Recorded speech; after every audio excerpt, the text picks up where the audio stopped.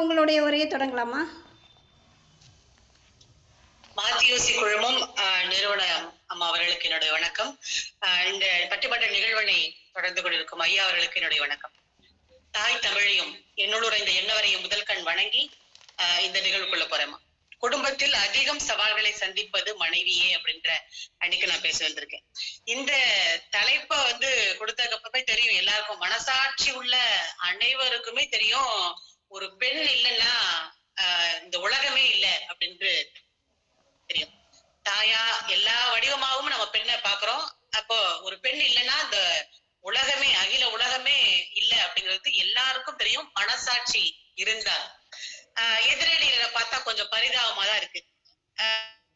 அடுத்த வேளை சாப்பாடு போனா கூட பரவாயில்ல, ஒரு தியாகத்தை பண்ணிட்டு தான் இந்த நிகழ்வுக்குள்ள வந்திருப்பாங்க அப்படின்னு நான் நினைக்கிறேன். அவருடைய கருத்தெல்லாம் என்னவா இருக்கு பாருங்க, ரொம்ப சிரிப்பா வருது எனக்கு.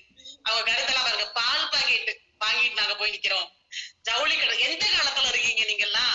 பால் பாக்கெட் நாங்கெல்லாம் ஸ்டோர் பண்ணி வச்சிடுறாங்க. இப்ப எல்லாம் ஃப்ரிட்ஜ்ல எல்லாம் ஸ்டோர் பண்ணி கொண்டாந்து வச்சிடுறோம். நீங்க பால் பாட்டுக்கு இன்னும் லைன்ல நிக்கிறோம்னா அந்த கதையை விட்டுட்டு இருக்கீங்க, இதை நாங்க நம்பணும்னு வேற சொல்றீங்க. ஜவுளி கடை எத்தனை பேருங்க ஜவுளி கடையில போய்க்கிறேன், ஆன்லைன்ல போட்டு எடுத்துட்டு இருக்கிறாங்க. நாங்கெல்லாம் நீங்க ஜவுளி கடைன்னு சொல்லிட்டு இருக்கீங்க. அப்புறம் உங்களெல்லாம் கூட்டிட்டு போயிட்டு இந்த பழம்பெல்லாம் எல்லாம் கேட்டுருக்காது யாரு, எத்தனை பேரு குடும்பத்தோட கனவடா எல்லாம் கூட்டு போயிட்டு இருக்காங்க. 2 ஃப்ரெண்ட்ஸா போய் சேர்ந்தோம்னா கூட ஒரு நாள் எடுத்துட்டு வந்துடலாம் அப்படிங்கிறது இருக்கும். அப்புறம் தானே சம்பாதிக்கிறாங்க. ரொம்ப ஒரு எந்த காலத்துல இருந்தாலும் இவங்க எல்லாம் வர்றாங்கிறது தெரியல. அந்த ஒரு ஆய்வை எடுக்கணும் போல. இப்ப பெண்களும் அந்த பொருளாதார ரீதியா துணை இருக்கிறாங்க அப்படிங்கறத நிறைய பேர் மறந்துட்டு போயிட்டாங்க, பேசுறாங்க. ஒரு சில விடயங்களை உங்களுக்கு புரிதல் இருக்கா இல்லையாங்கிறது தெரியல. ஒரு சின்ன விஷயங்கள்லாம் நாங்க செய்யறோம், இதை செய்யறோம், அதை செய்யறோம் அப்படிங்கிறது. ஒரு பெண் அந்த குடும்பத்துக்குள்ள நுழைகிற போதிருந்தே அவளுக்கு ஒரு பெரிய பொறுப்புகள் வருது, நிறைய சவால்களை சந்திக்கிறாங்கிறத ஏன் நீங்க எல்லாம் மறந்து போறீங்க?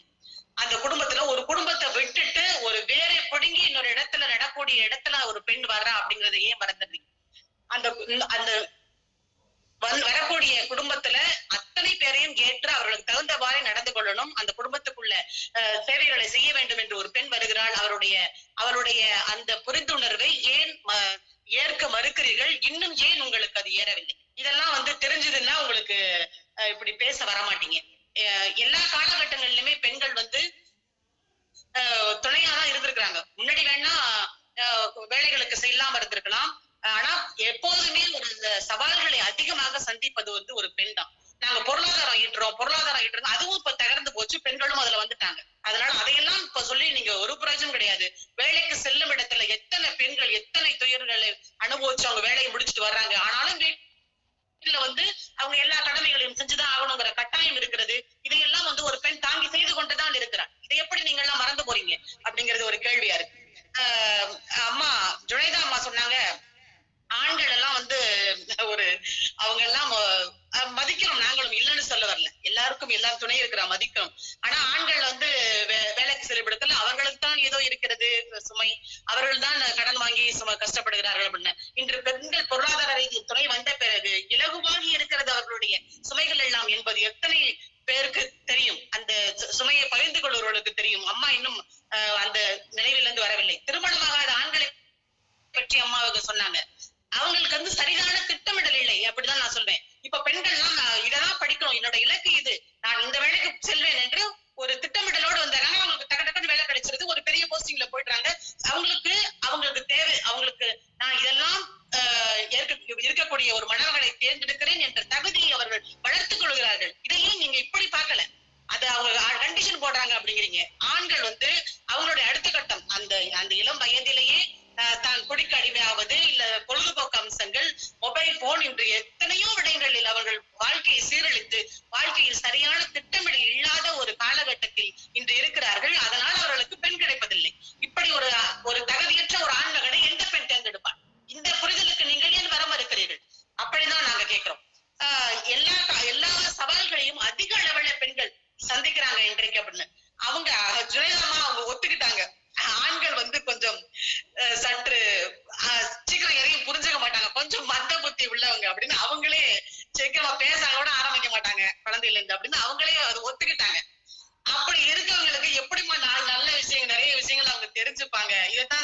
கேள்வியா வைக்கணும். அதே போல ஆண்கள் வந்து அந்த அவங்களுடைய திட்டமிடலும் அவர்களுடைய அந்த நிலையம் சரியாக இருந்தால் இன்னும் கொஞ்சம் மீளலாமை தவிர அதிக சவால்களை சந்திக்கக்கூடிய அளவிற்கு அவர்கள் தகுதிகளை இன்னும் வளர்த்து கொள்ளவில்லை என்று நான் சொல்றேன். அதே போல பெண்களுக்கான சவால்கள் என்று வரும்போது குடும்பம் தொடங்கி சமுதாயம் சுற்றம் அனைத்து கேள்விகளையும் கொண்டு வந்து சேர்க்கக்கூடிய அளவில் தான் இருக்கிறது. அதையெல்லாம் சமாளித்து இன்று செல்லக்கூடியது பெண்களாகத்தான் இருக்கிறது. 1-2 விடயங்களை தவிர ஒன்றும் இல்லை. இந்த குடும்பத்துலன்னு பாத்துங்க, அம்மாவையும் பொண்டாட்டியுமே சமாளிக்க முடியாத ஒரு நிலைமையில தான் இன்னும் ஆண்கள் இருக்கிறாங்க. 2 பேருக்கும் ஒரு பேலன்ஸ் பண்ண முடியாத ஒரு நிலைமையில இருக்காங்க. இவங்க எப்படிங்க பல சவால்கள் எல்லாம் சந்திப்பாங்க, இதெல்லாம் தெரியவே இல்லை. அதே போல பெண்கள் வந்து இன்றைக்கு நிறைய இடங்கள்ல வந்துட்டாங்க அப்படிங்கிற பொறாமையில கூட அவங்க பேசுறாங்களோன்ற ஒரு கேள்விக்குறி நாங்க வைக்கிறோம். இந்த கேள்விக்கு வரவங்க வந்து பதில் சொல்லுவாங்கன்னு நான் நினைக்கிறேன். இன்னைக்கு நிறைய இடங்கள்ல நிறைய சவால்களை சந்தித்து பெண்கள் வந்து நிறைய பெரிய உயரங்களை எட்டி விட்டார்கள். இன்னும் அவர்கள் வந்து இந்த மாதிரி சில தாக்குதல்கள் எல்லாம் இந்த மாதிரி நீங்க எல்லாம் எங்களுக்கு இடைஞ்சலாம் வந்துட்டீங்கன்னு சொல்ல முடியாம பேசுறாங்க பாத்தீங்களா?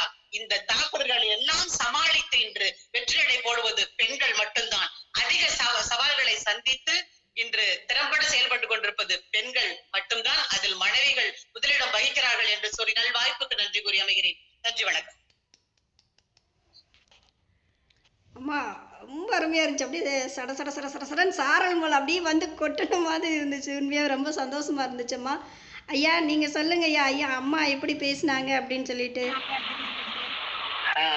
அதுக்கு முன்னாடி மகளை நீயே எல்லாரையும் கூப்பிட்டுடு. ஏன்னா நான் இங்க சரியா எழுதியிருக்கேன், இருந்தாலும் உங்களுக்கு சரியா பேர் தெரியல, யாரு இருக்காங்க யாரு என்னன்னு. சரிங்க, நான் யார் யார் பேருன்றது நான் சொல்லிடுறேன். அடுத்து நீங்க அழைக்க வேண்டியது வந்து நம்ம மதிப்பிற்குரிய ஐயா செந்தில் வெங்கடாச்சலம் ஐயா. ஐயா வந்து பாத்தீங்கன்னா இணைப்பு நம்ம ஆரம்பிச்ச உடனே வந்தாரு.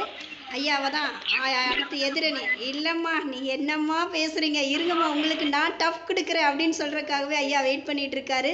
கணவனே அப்படிங்கிற அணியில ஐயா அழைச்சிடலாங்களா? கொஞ்சம் இருமா. அதாவது அமுதா எங்க சிங்காரவனம் வந்து பேசுனது ரொம்ப அருமையா பேசுனாங்க. நல்ல நல்ல ஒரு அவங்களுக்கு தேவையான ஒரு இதெல்லாம் எடுத்து சொன்னாங்க. அவங்க பேச்சு அமுதம் மாதிரி இருந்தது.